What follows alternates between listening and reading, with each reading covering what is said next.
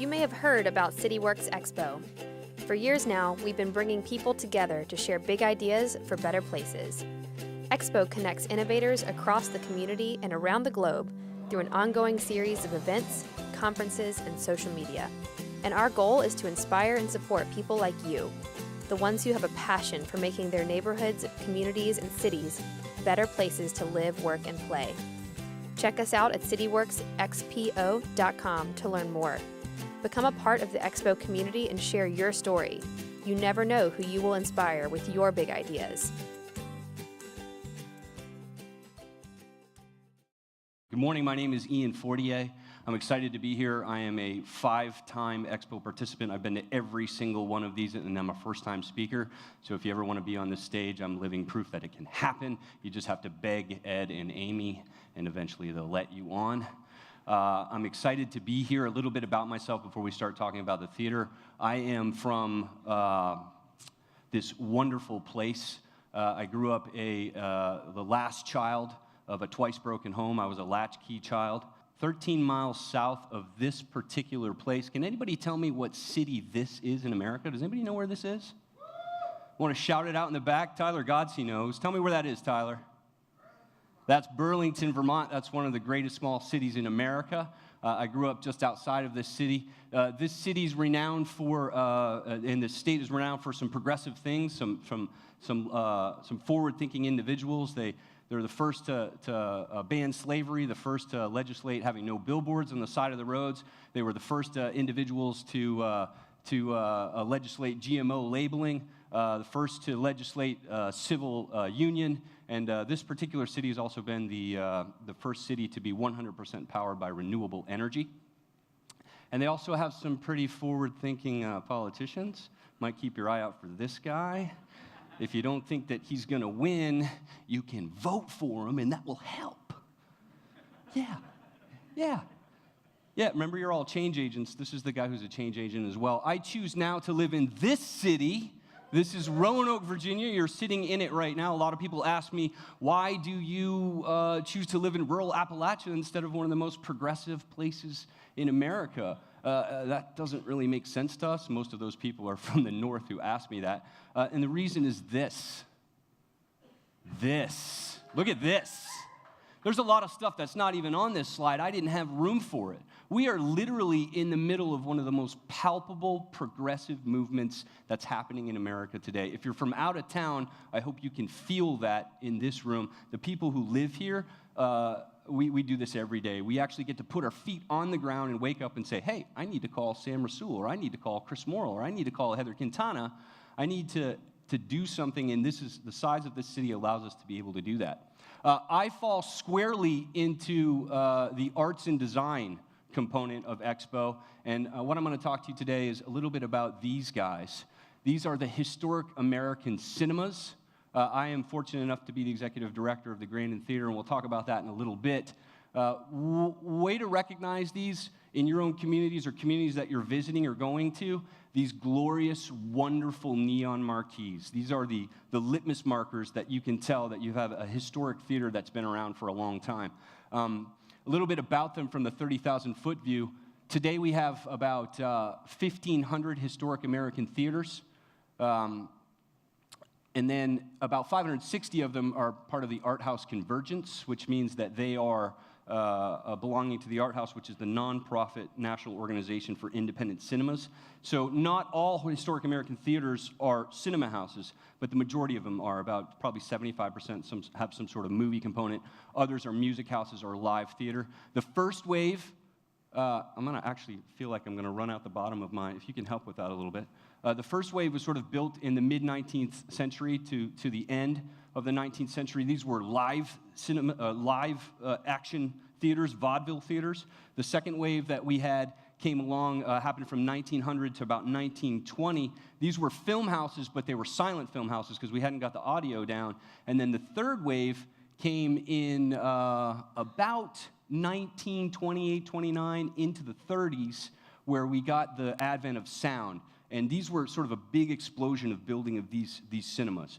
And it kind of went into the 40s as well after World War II and the days of prosper that we had after that. So we were building sort of these cinema houses. The downside that you don't see, and I'm going to keep talking while they kind of get this sorted out. The downside that you don't see, and I'll bring up the visual, is that we sort of lost the majority of inventory. Every time that you see sort of one of these marquees, the knowledge is that there were maybe 4 or 5 American cinemas that didn't make it.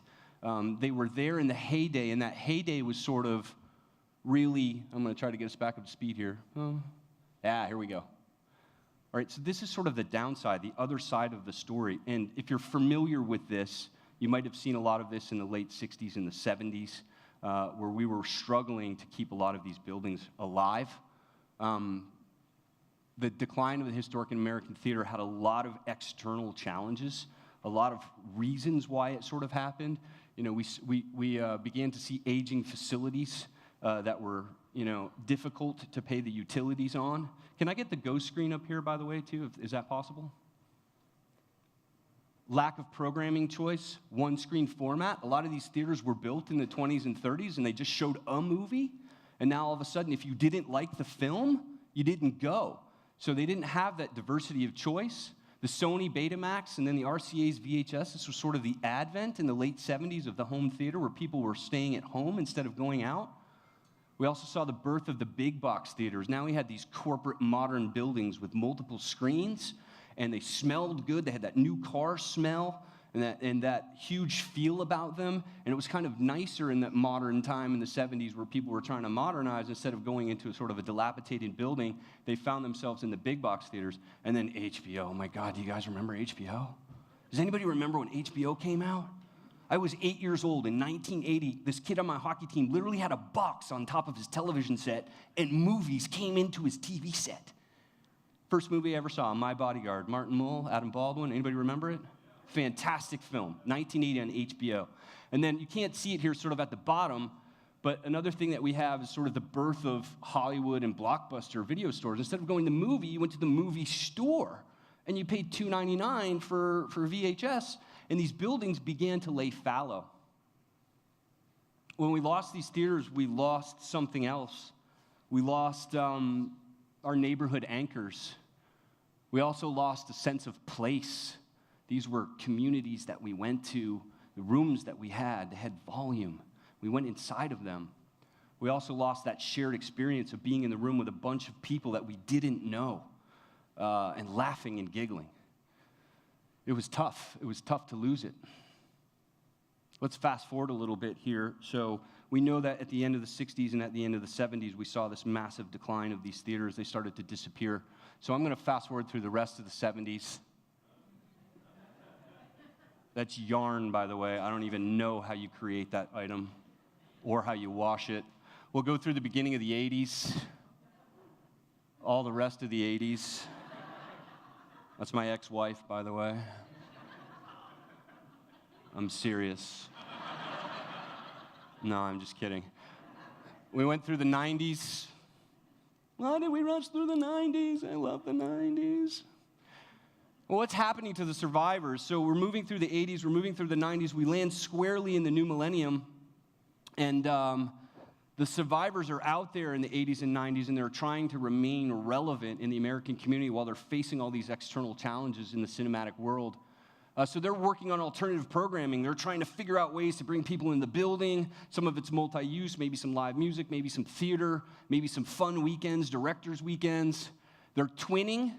So what they did is, if you're familiar with the term twinning, so they close off the balcony. Instead of one big room and one screen, they close off the balcony, and then they cut it in half, and they twin. They make these identical upper and left theaters. So now they can go to a multiplex format and hopefully draw more attention. Maybe you don't like what's on the big screen, but you like a movie that they have. They're turning into 501c3 nonprofit statuses. They're realizing that they're historic American buildings and that they have the ability, if they do this, to maybe raise some money in other ways through memberships or donors or grants. And the other thing, I don't know, because it's the bullet at the bottom of the screen that I can't see. So I'm just going to move on. What's happening on the outside with these external influences that's really providing pressure to this particular industry is that it's continuing. Now we have these 18 to 16 screen, 20 screen multiplexes. They got lazy boy seats now that are leather. They've got the 3D technology, and then they've got this computer-generated CGI that's really kind of blowing up in our faces, and it's kind of like mindless film watching. It's, just sort of like escapism that you get to sit there and enjoy. So that's kind of happening. And you're like, I don't know how this industry is going to survive. I kind of feel like her sometime, and I think a lot of people that were in this industry felt like that as well. So let me talk to you a little bit about this guy. Raise your hand, holler it out if you know this place. Yeah, all right. This is the historic Grandin Theater. It is in Grandin Village. If you haven't made it to Grandin Village is the best example of a mixed-use community that we have in Southwest Virginia. It's also the most socially conscious neighborhood that we have in Southwest Virginia. It's built in 1932 in that beginning of the third wave. It's the first talking pictures movie palace that we had in Roanoke. Everything before that was silent film. It's the last remaining independent cinema house in Roanoke Valley. Talking about the decline of the American cinema, at one time we had 6. We had the Lee, the Park, the Rialto, the Jefferson, and anybody who remembers the Fantastic American, which was an 1,800-seat venue downtown. I wasn't here at that time, but I've seen pictures, and we have some relics. The Grandin was twinned in the 90s. It's now a 4-screen multiplex. It's closed 3 times, reopened the last time in 2002 with that 501c3 nonprofit status. Thanks, Ed Walker. I don't know if he's in the room, but Ed and a small group of individuals led the Save the Grandin campaign. And if you look at my nonprofit status sheet, my federal license for nonprofits, Ed Walker is the applicant. It's a pretty cool thing. And we are a art house programming. We do sort of cerebral films, documentaries, foreign films, kids and family type stuff. And then we also land that big one. We land the Minions, or we land the Guardians of the Galaxy, or the Hobbit, because we want also that mass volume to come in and have people see that we have relevance when we go up against the big box theaters. I was invited about a year ago to become the executive director of this organization. It's an honor. I wake up every day. This is a cultural icon in our community. And this was a quote when I walked into my job that was in the Roanoke Times that week. It literally said, "We were riding downhill. We didn't want to wait until we were underwater to try to make changes." This is a common thing that you see in the American cinema houses, the independent cinema houses. People are struggling to make sure and maintain that they can continue to do what they do as a movie house. Basically, 93% of our income was coming from ticket sales and concessions, and the other 7 was from alternative diversified income. Industry standard is about 65-35. You need a nice, healthy balance. Because if you don't have a good year with the movies, you need to make sure that you're not relying entirely on your front-of-house income. So we started talking to the board, and we said, well, what if we were an economic driver? What if I was something else? And then do we have what it takes to do that? And the answer is yes, we do, because what we have, what these buildings have, what the Grandin has, and as well as all of these other 1,500 theaters, we have capacity. We have the ability to put hundreds of people in one building at one time who will then spill out into the surrounding neighborhood and occupy the 11 restaurants in Grandin, the co-op, the ice cream shop, the furniture store, the 7-Eleven, the coffee shop. They will literally continue to spend their money in this entire neighborhood, that neighborhood anchor feel. 1946 in front of the Grandin. Do you think that Bryce's Drugs and Soda is excited to be located next to that building? Absolutely, and everybody in Grandin Village as well. So we wanted to try to reclaim that feel. As a movie theater, we weren't performing the way that we needed to be performing. We could be doing better at ensuring that we bring more people into the building. But as a movie theater, programming alone isn't going to do that. So we said, well, what if we became more than a movie theater? What if we became, and you can't see it, but it says a cultural community center? Now, I'm not rebranding myself.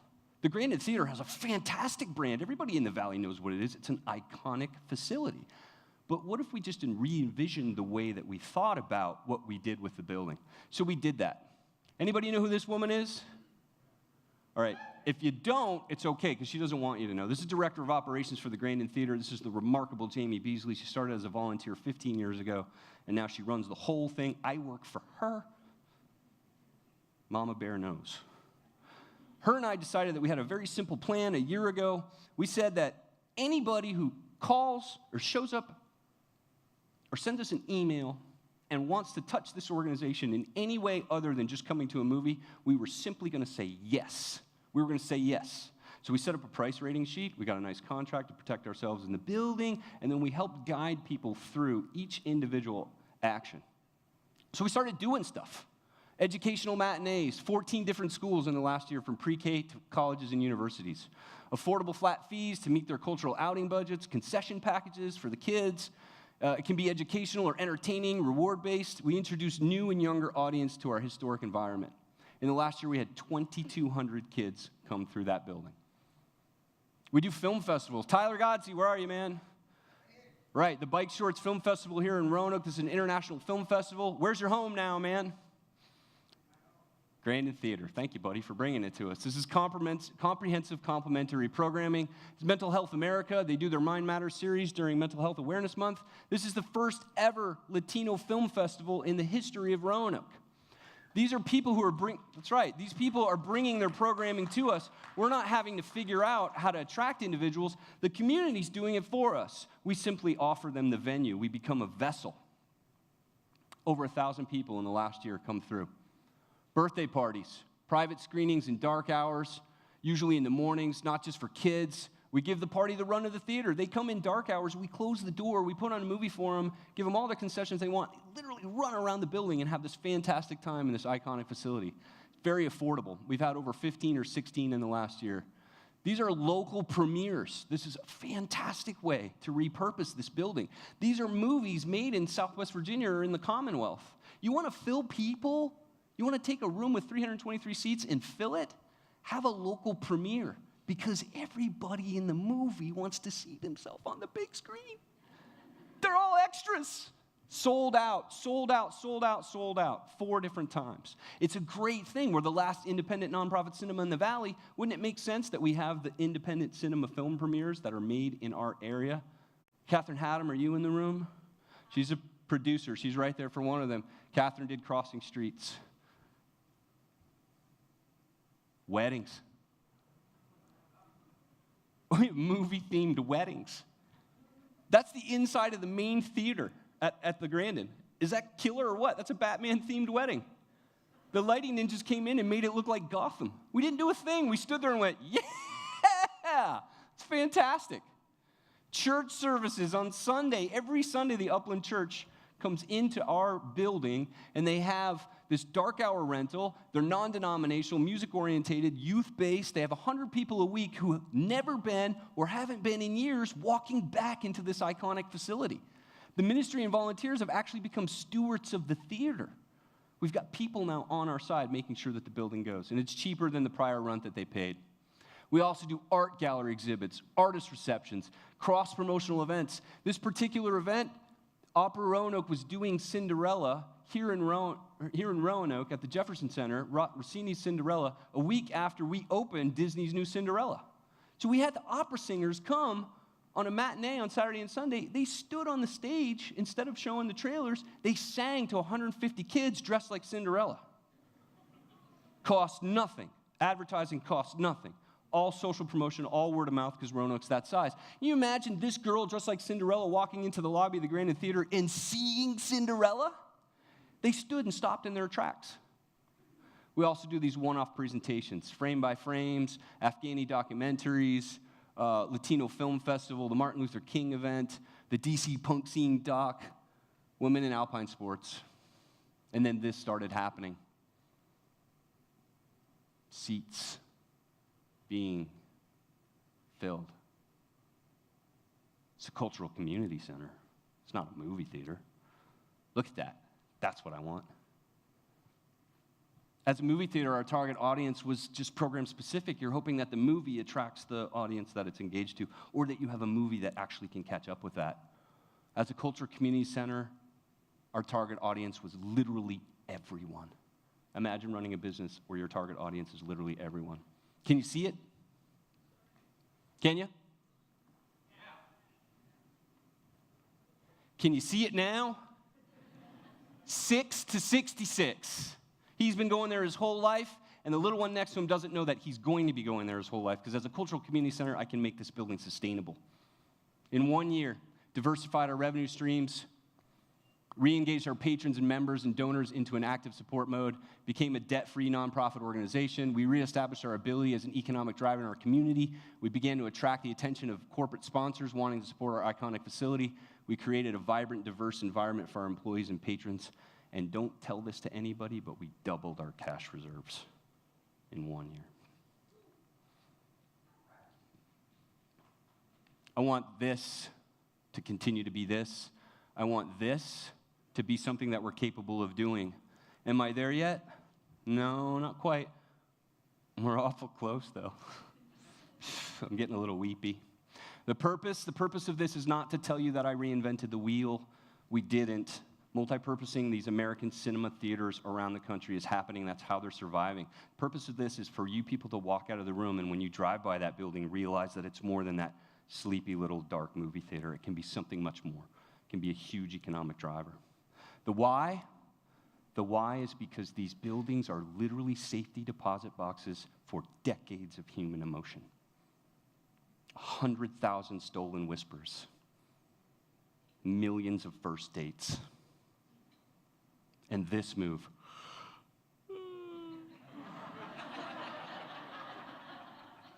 A million times in these buildings. And they live and breathe, these emotions live and breathe. That's the end of my presentation. On a private note, I've loved 2 women deeply in my life. I'm going to get weepy. This is the first one. An adoption, 2006. She took me in. I needed it really badly. How old do you think this dog is in this photo? 1 year old. Can you say reincarnated? This is the second woman. She's in the room. Thank you. I love you. You give me credibility. Bye, guys.